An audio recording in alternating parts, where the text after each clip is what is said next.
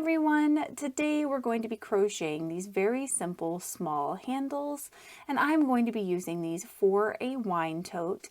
So if you're interested in that wine tote tutorial, please check the links in the description. And for this, I am working with the Lion brand yarns Re-Up Recycled Cotton and Polyester Blend yarn. And this is size 4 medium weight. I'm also going to be working with the size G or 6 or 4 1/4 millimeter crochet hook. And we're going to attach this yarn to our crochet hook using a slip knot. And then we're going to chain 24. And once you have these 24 chains in place, make sure you don't have any kinks or turns in them, and then we are going to grab our first chain to work in it. And we're just going to slide our crochet hook up underneath both loops of that first chain, and we are going to place a slip stitch here to join our chain rope.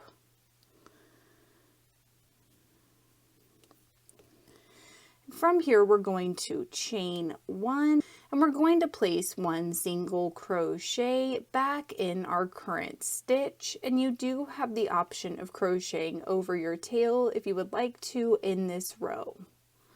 So to do that, just line the tail up with your stitches and work right over it like it's part of your stitch.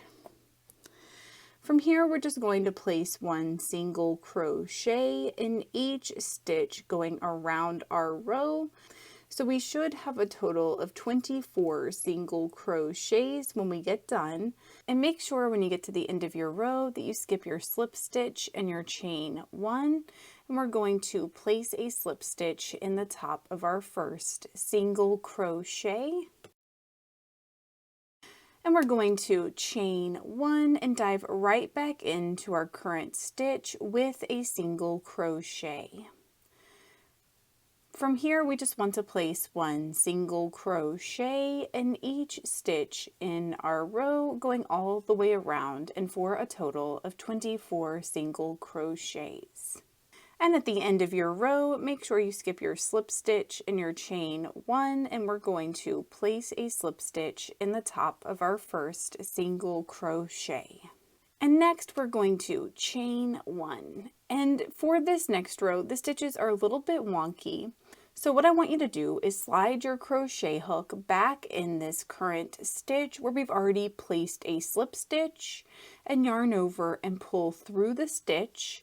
And then we want to keep pulling our yarn over all the way around, looping our crochet hook around the whole ring that we have here. Then we're going to yarn over again and pull this yarn all the way back up to our stitches. So you should have 3 loops on your crochet hook, and we're going to yarn over and drop all 3 loops.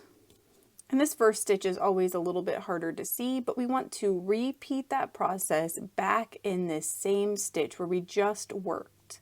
So we're going to slide our crochet hook in this stitch, yarn over and pull through our stitch, and then all the way around our little ring here, yarning over and bringing that yarn over back up. From here, we're going to yarn over and drop all 3 loops. And we're just going to repeat this process in each stitch in our row. And you should be placing 2 of these wonky yarn over and pull up throughs in every stitch. So at the end of this row, you should have a total of 48 of these sort of weird single crochets.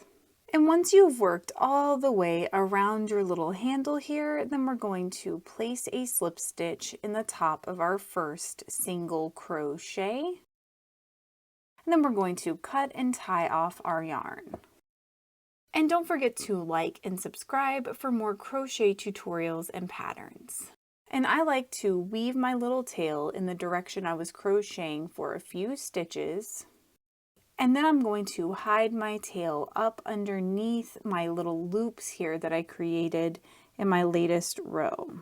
Please let me know in the comments below if you experienced any issues while you were making these, and I will do my best to help you out. And check the links in the description for other sized handles, and you can also get a tutorial for the wine tote that I made these handles for. Thank you so much for working with me, and I hope you have a wonderful, awesome day.